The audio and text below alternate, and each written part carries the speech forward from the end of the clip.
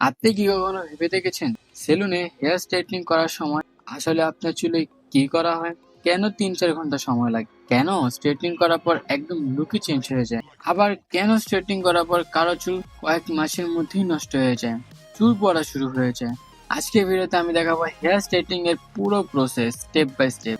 তাই ভিডিওটি শেষ পর্যন্ত দেখুন, কারণ আমি শেষে বলবো স্ট্রেটনিং করার আগে কোন ভুলগুলো করলে আপনার চুল স্থায়ীভাবে ক্ষতিগ্রস্ত হতে পারে। ভিডিওটা শুরু করা যাক। বাই দ্য ওয়ে, আমি ভিডিওতে 8টা স্টেপের কথা বলবো। 8টা স্টেপ ধাপে ধাপে বুঝাবো যাতে আপনাদের বুঝতে সুবিধা হয়। এই ধাপগুলো স্কিপ করলে স্ট্রেটনিং দীর্ঘদিন টিকবে না। Step number 1, hair analysis. Hair straightening শুরু করার আগে একজন প্রফেশনাল স্টাইলিস্ট প্রথমে আপনার চুল পরীক্ষা করেন। চুল কতটা কার্লি বা ওয়েভি, চুলের থিকনেস কতটুকু, চুলে আগে কোনো কালার করানো হয়েছে কিনা বা কোনো কেমিক্যাল ট্রিটমেন্ট করানো আছে কিনা, এবং চুলের ড্যামেজ কতটুকু।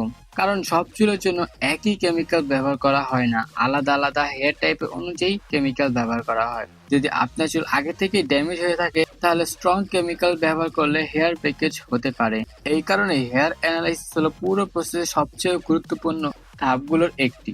Step 2, deep cleansing shampoo. Hair analysis করার পর এরপর চুল ভালোভাবে শ্যাম্পু করা হয়। সাধারণ কোনো শ্যাম্পু নয়, ক্লারিফাইং শ্যাম্পু ব্যবহার করা হয়। এর কাজ হইতেছে ডার্ট রিমুভ করা, অয়েল রিমুভ করা, প্রোডাক্ট বিল্ড আপ রিমুভ করা, যাতে স্ট্রেটনিং ক্রিম চুলের ভিতরে সমানভাবে কাজ করতে পারে। চুল শ্যাম্পু করার পর সম্পূর্ণ শুকিয়ে নেওয়া হয়। Step number 3, straightening cream. এবার শুরু হয় স্ট্রেটনিং প্রসেস।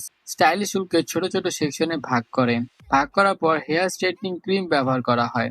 চুলের আগা থেকে শেষ পর্যন্ত ক্রিম লাগানো হয়। এই কেমিক্যাল চুলের ন্যাচারাল বন্ড ভেঙে দেয়। আমাদের চুলের কার্লি বা ওয়েভি শেপ এই বন্ডের কারণেই তৈরি হয়। যখন কেমিক্যাল বন্ডগুলোকে রিল্যাক্স করে দেয় তখন হেয়ার স্ট্রাকচার পরিবর্তনের জন্য প্রস্তুত হয়ে যায়। ক্রিম সাধারণত 20 থেকে 45 মিনিট পর্যন্ত রাখা হয়, তবে সময় নির্ভর করে হেয়ার টাইপের উপর। Step number 4, the chemical.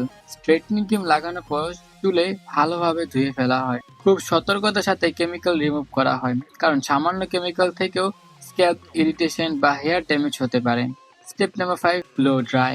এখন হেয়ার ড্রায়ার দিয়ে চুল সম্পূর্ণ শুকানো হয়ে যায়। এই ধাপে স্টাইলিস্ট নিশ্চিত করেন যে চুলে কোনো ময়েশ্চার না থাকে। কারণ পরবর্তী ধাপ হলো ফ্ল্যাট আয়রনিং। নাপিতরা ছোট ছোট সেকশন নিয়ে প্রফেশনাল ফ্ল্যাট আয়রন ব্যবহার করেন। সাধারণত 180 ডিগ্রি থেকে 230 ডিগ্রি পর্যন্ত হিট ব্যবহার করা হয়।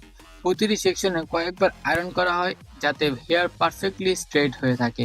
এই সময়টাতে আপনি সেই গ্লাস হেয়ার ইফেক্ট দেখতে শুরু করেন। অনেক সময় এই ধাপটি 1 থেকে 2 ঘন্টা লেগে যায়। যাদের চুল অনেক বড় হয়ে থাকে তাদের একটু বেশি সময় লাগে, কারণ পুরো চুলকে সমানভাবে স্ট্রেট করতে হয়। Step number 7, neutraliser application.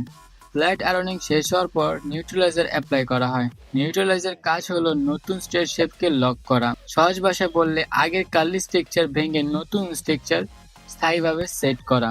এই ধাপ স্কিপ করলে স্ট্রেটনিং দীর্ঘদিন টিকবে না। Step number 8, final wash. Neutraliser process শেষ করলে হেয়ার ওয়াশ করা হয়। এরপর কন্ডিশনার অথবা হেয়ার মাস্ক ব্যবহার করা হয়। তারপর ব্লো ড্রাই এবং ফাইনাল স্টাইলিং করা হয়। এখন আপনি দেখতে পাবেন পুরোপুরি স্মুথ, স্ট্রেট এবং শাইনি হেয়ার। এটাই হেয়ার স্ট্রেটনিং এর ফাইনাল রেজাল্ট। এই 8টা স্টেপের মাধ্যমে আপনার চুলকে হেয়ার স্ট্রেটনিং ব্যবহার করা হয়। ভিডিওটা ভালো লাগলে লাইক দিন এবং চ্যানেলটা সাবস্ক্রাইব করে দিন, এবং আপনিও কমেন্টে বলতে পারেন যে আপনি কি হেয়ার স্ট্রেটনিং করাবেন কিনা। কারণ অনেকের কোকড়া চুল থাকে এবং তারা স্ট্রেটনিং করানোর সিদ্ধান্ত নেয়। এবং আপনারা যদি আরো অন্য কোনো কিছু জানতে চান তাহলে আমাকে অবশ্যই কমেন্টে বলতে পারবেন, আমি ওইটা নিয়ে অবশ্যই ভিডিও একটা বানাবো।